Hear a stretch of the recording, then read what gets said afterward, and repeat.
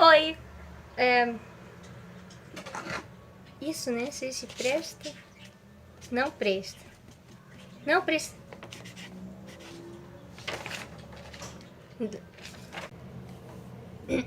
Tá, sejam bem-vindos a Enpropit. Eu vou ensinar espanhol para vocês, tá? Eu sinto muito que esse vídeo tenha tão pouca luz, gente. Tirando essa daqui, né? Enfim, isso é muito triste. Tá, então, Tá, eu quero falar uma coisa para vocês sobre essa nossa primeira aula. E possivelmente tenha muito... se vocês conseguirem ignorar tudo isso... Muito bem, tá? E ignorar os passarinhos, tá? Também muito bem. Eu iria agradecer. Enfim, continuando, gente. Sobre a nossa primeira aula de, sei lá, como chamar, sei lá, espanhol com Maxi? Ou espanhol com Laura. Tanto faz, gente. Nessa primeira aula, para mim, pessoalmente, que eu não sou professora de nada, mas eu sou nativa e eu acho que isso ajuda um pouco. Para mim, o importante aqui, como primeira aula, tá? Tipo, o primeiro, gente, é focar que eu não tenho voz boa. Bom, não focar nisso. Focar em que? O primeiro, a gente tá, aprendendo outro idioma, certo? Esse idioma vai ser o espanhol, e o espanhol é muito parecido com o português, então vai ficar super fácil, vai ser quase o mesmo, né? Não, tá? Vamos focar numa coisa. O português e o espanhol pode ser super pode ser super irmãs e tal, mas não fica pensando que vai ser só, imagina uma palavra, por exemplo, uma palavra que seja diferente, lençol. Lençol é um substantivo, dá um nome a uma coisa com que eu durmo, né? Então, o que o espanhol? O espanhol é outro jeito de falar lençol, né? Fala aí, professora. Por exemplo, no meu país é sábana, tá? Lençol, cobertor é sábana ou edredom. E assim vai, né? Mas não é só que existem palavras diferentes para falar cotidianamente. É que existe até lógicas diferentes, tá? Como, por exemplo, o inglês, né? A gente fala muito do inglês que é tudo... Por exemplo, se uma frase for esse livro amarelo, se supõe que em inglês é amarelo livro, né? Aí a gente fica tipo, cara, por quê?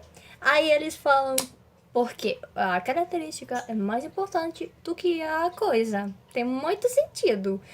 E para eles tem sentido, para nós não tem sentido. Obviamente a gente disse, cara, o livro é muito mais importante do que a característica. Foda-se. E eles vão dizer que não, e vai ser toda uma briga desnecessária. Perdão, professor de português, desnecessária, tá? Vai ser toda uma briga desnecessária porque são idiomas diferentes. Então não vai ser só que uma coisa muda um pouco ou uma coisa tem outro nome naquele outro idioma. É que tem até lógica diferente, tá? No que pra você não vai fazer sentido nenhum, porque você tá olhando desde a perspectiva da sua vida toda, que a sua vida toda foi num idioma. Aquele outro idioma não vai fazer sentido. O que acontece? Aquele nativo daquele outro idioma vai olhar o teu idioma e vai dizer que o teu não faz sentido, que o teu tá errado, mas ninguém tá errado. Por quê? Porque os dois são diferentes. Então, o espanhol tem suas coisas certas no seu idioma e o português tem suas coisas certas e erradas no seu idioma, mas elas não podem ficar assim porque se julgando uma desde a vista da outra, porque são coisas diferentes. Então não fica naquela coisa de que nem caia em que espanhol e português são línguas irmãs e são super parecidas e é o mais fácil de aprender. Não caia nisso, ou pelo menos fique com cuidado com essa filosofia. E também não fique com aquela coisa de que esse outro idioma tá bem errado aí, todo mundo fala errado. Sim, colega que eu acabei de falar com ele ontem, que no começo eu achava certas coisas erradas. Mas é por isso, porque a gente tem que sair do seu idioma para entrar no outro, gente. Pode ser triste, pode dar medo, mas a gente tem que sair do nosso idioma, porque se a gente continua no nosso idioma o tempo todo, a gente só vai julgar o outro idioma e isso vai prejudicar o seu aprendizagem, o seu entendimento do idioma, tá? Então, nessa primeira aula, com pouca luz, isso ainda me afeta. Vamos discutir isso e vamos tentar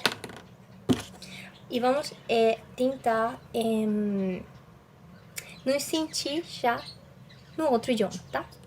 Isso vai ser o primeiro. Vamos tentar nos sentir no outro idioma. Por exemplo, vamos sair do português. Tá. Vamos sair do português.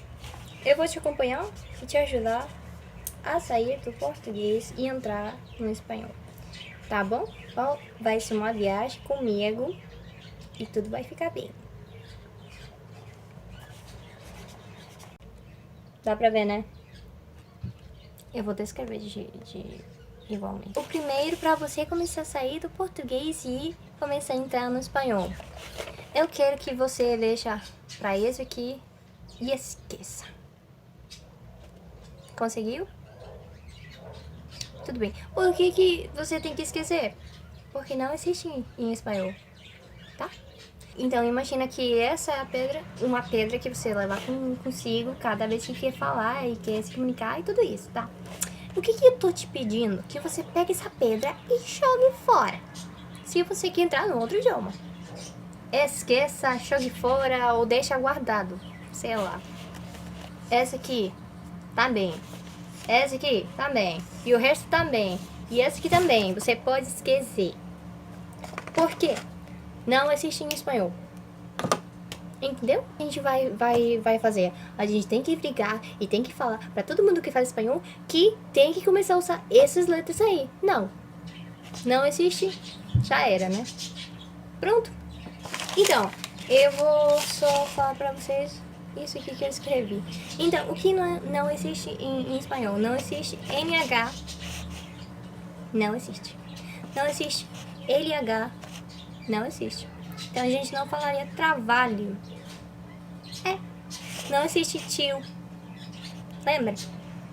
Não existe. Também não existe som nasal. Pode esquecer também, deixa em casa. Não existe acento circunflexo. Não existe classe. Não existe cedilha. Existia, mas já não. Não existe duas vezes seguidas. Não existe. Nem por erro. Simplesmente não existe. Ninguém erra. Ninguém nem erra que não escreveu uma palavra e acaba escrevendo com duas vezes. Se você nasceu em um país que fala espanhol, você nem vai errar desse jeito. Você vai errar de outros jeitos que eu vou explicar depois. Mas colocando duas vezes, não. Porque não existe. A gente não tem essa noção de que isso é possível. A gente vê cedilha e a gente pronuncia como se fosse uma C. Porque a gente não tem nem noção, nem quem é ela, nem a pronúncia dela. Como vocês possivelmente não tenham noção de outra coisa. A pronúncia dessa aqui. Duas L's, tá? Então, não existe duas C's, mas existe duas L.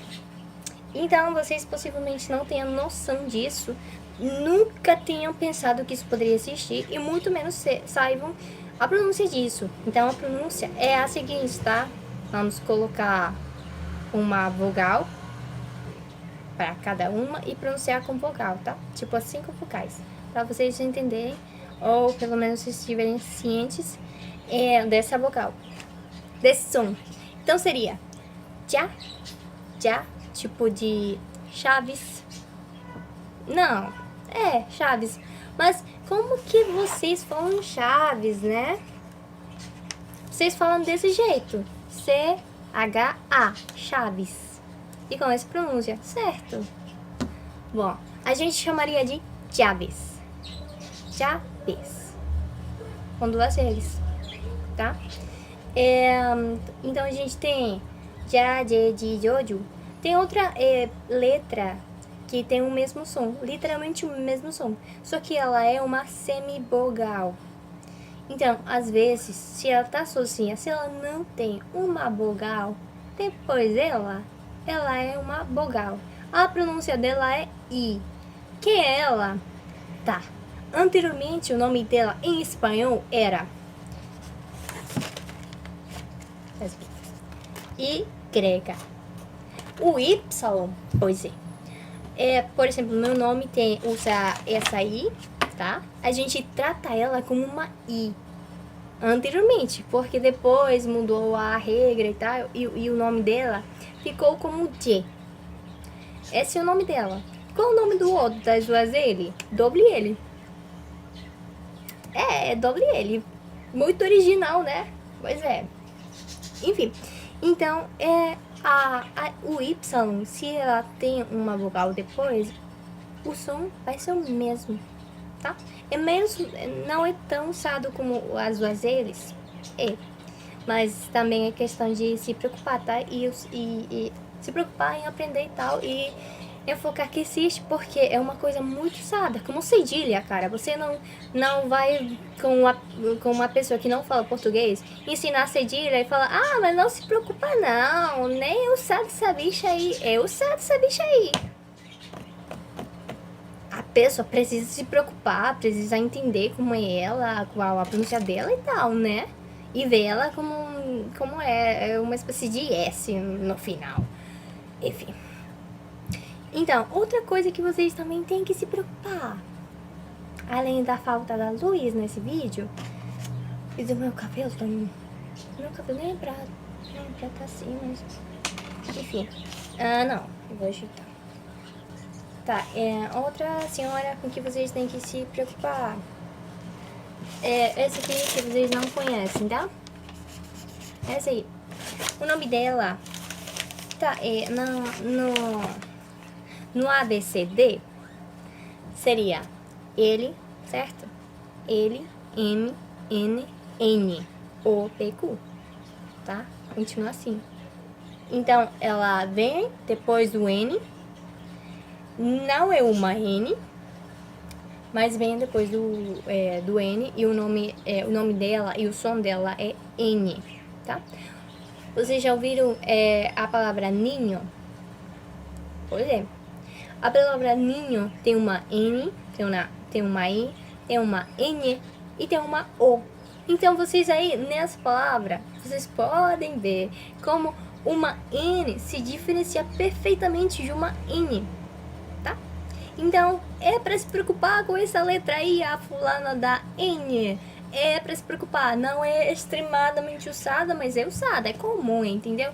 Então, é para se preocupar. Aí, eu não acho muito difícil, porque, por exemplo, no 2L, doble L, o que a gente tem? Uma pronúncia que a gente conhece. Por exemplo, como você fala tia? Você fala ou dia, né? Ou tia. Então, esse som de... Ai, Deus meu, que coisa marmota! Esse som de é o mesmo do Y e do doble L, tá? Agora, o som da N pra mim é o mesmo som do NH, que eu disse que não existia. Pois é, o som dele existe com a N, mas ela não existe. Outra coisa, não existe nem tio, nem som nasal, acho que eu já disse, né? Mas então, como é que eu posso explicar o que tá acima do N? É parte da palavra, não é nem um acento, nem um sinal, tá? É parte da palavra, isso é da letra. Isso é parte da letra, não é nenhuma sinalização, nem nada disso. A letra se escreve desse jeito, é como um jeito de diferenciar, eu acho, tá? Tô dizendo assim pra dizer que tem um certo sentido, mas é como um jeito de diferenciar ela do N, tá?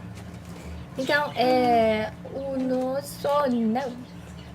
Olha aí a coisinha aqui. Então.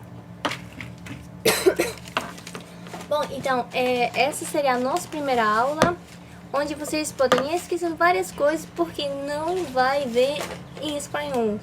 Não é usado, não vai ver, tá? E outra coisa que você possivelmente não conhece, o som conhece e o som é usado, mas não conhece como tal, e assiste em espanhol, e é para se preocupar porque uma coisa é comum, o WL e a N.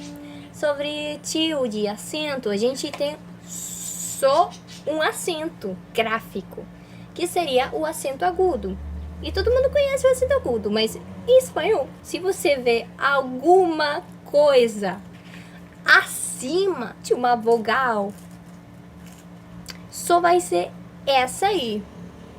Para as palavras que precisem de uma acentuação gráfica, tá? Você não vai ver mais nada, nem tio, nem classe, nem chapéu chinês. Vocês não vão ver mais nada, tá?